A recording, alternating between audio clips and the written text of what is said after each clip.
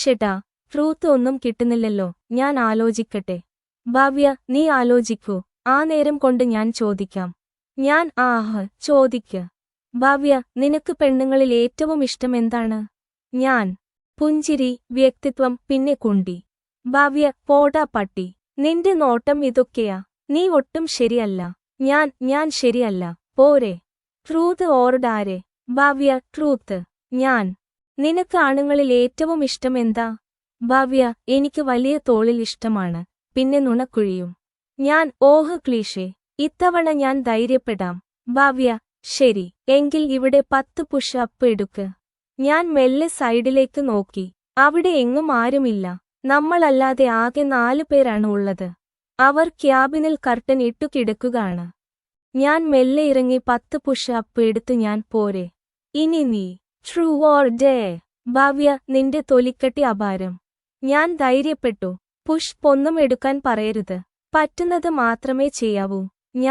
ശരി, ഉറക്കെ I love you അബേ എന്ന് പറ. ഭവ്യ, അയ്യോ, അതൊന്നും പറ്റൂല.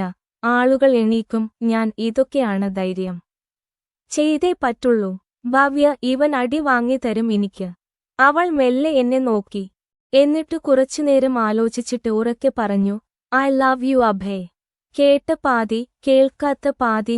എന്റെ ക്യാബിനിൽ കയറി കർട്ടനിട്ടു. അവൾ അവളുടെ ക്യാബിനിലും കയറി കർട്ടനിട്ടു. ഒരു 5 മിനിറ്റ് നമ്മൾ രണ്ടാളും അനങ്ങിയില്ല, ഒന്നും മിണ്ടിയുമില്ല. ഒടുവിൽ മെല്ലെ പുറത്തിറങ്ങി അവളുടെ ക്യാബിനിൽ കർട്ടൻ മാറ്റി കയറി. ഭവ്യ, എടാ, ആരെങ്കിലും കണ്ടോ? ഇല്ല എന്ന് തോന്നുന്നു. നിന്നെ ഞാൻ സമ്മതിച്ചിരിക്കുന്നു. ഭവ്യ, പോടാ ദുഷ്ടാ, നിന്നെ ഞാൻ കൊല്ലും. നീ ദയ പറ, നിനക്കുള്ളത് ഞാൻ തരുന്നുണ്ട്. ഇനി ദയ ഒന്നുമില്ല, ഉറങ്ങാൻ പോകുന്നു. ഭവ്യ, ഇല്ല, നീ ദയ ചെയ്യാതെ ഇനി നിന്നെ വിടില്ല. ദുഷ്ടൻ. ശരി, ധൈര്യം. ഭവ്യ, എങ്കിൽ നീ ഷർട്ട് യൂറി ബസിന്റെ പിറകിൽ വരെ പോയിട്ട് വാ. ഒരു നിമിഷത്തേക്ക് ഒന്ന് ഞെട്ടി. ഇട്ടി. എന്നെ നാട്ടുകാർ പിടിച്ചു ഇടിക്കും. വേറെ എന്തെങ്കിലും പറ. ഭവ്യ, ഇടിക്കട്ടെ. നീ ഇത്തിരി ഇട്ടി കൊള്ളണം. എന്നോട് അങ്ങനെ പലതുമല്ലേ ചെയ്തത്. ചെറിയ നെഞ്ചിടിപ്പോടെ ക്യാബിനിൽ നിന്നും ഇറങ്ങി. ആരുമില്ല എന്ന് ഉറപ്പുവരുത്തിയിട്ട് പയ്യെ എന്റെ ടീഷർട്ട് ഊരി. എന്തോ വൻ പ്രതികാരം ചെയ്ത നിർവൃതിയിൽ അവൾ കൊലച്ചിരി ചിരിക്കുന്നുണ്ടായിരുന്നു. പയ്യെ ബസിന്റെ പുറകിൽ വരെ നടന്നിട്ട് തിരികെ വന്നു നേരെ അവളുടെ ക്യാബിനുള്ളിൽ കയറി. ഭാഗ്യം ആരും കണ്ടില്ല. ഭവ്യ, നിനക്ക് അങ്ങനെ തന്നെ വേണം. ഇനി നീ. ട്രൂത്ത് അല്ലെങ്കിൽ ധൈര്യം?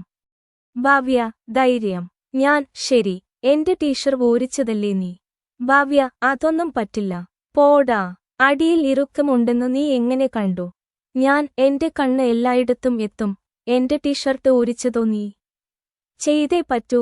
ഭവ്യ, ഞാനൊരു പെണ്ണല്ലെടാ. കളിയിൽ പെണ്ണുമാണും ഒന്നുമില്ല. നീ ഊരിയേ പറ്റുള്ളൂ. ഭവ്യ, നാണമില്ലാത്തവൻ. നീ ഒന്ന് പുറത്തിറങ്ങൂ.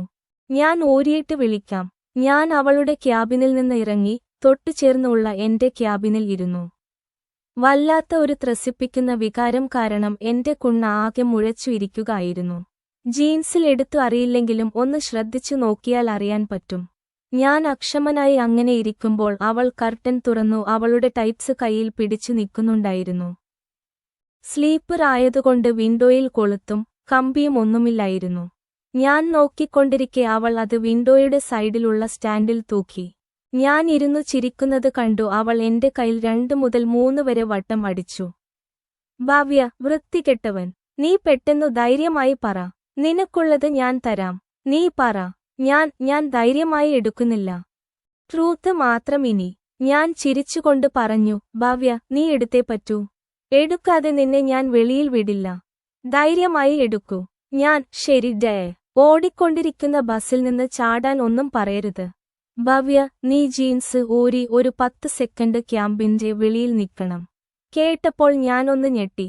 നമ്മൾ കളിച്ചു കളി എങ്ങോട്ടൊക്കെയോ റൂട്ട് മാറിപ്പോയി കഴിഞ്ഞു എന്നെനിക്ക് മനസ്സിലായി. എങ്കിലും അഭിനയിച്ചുകൊണ്ട് പറഞ്ഞു അതൊന്നും പറ്റില്ല.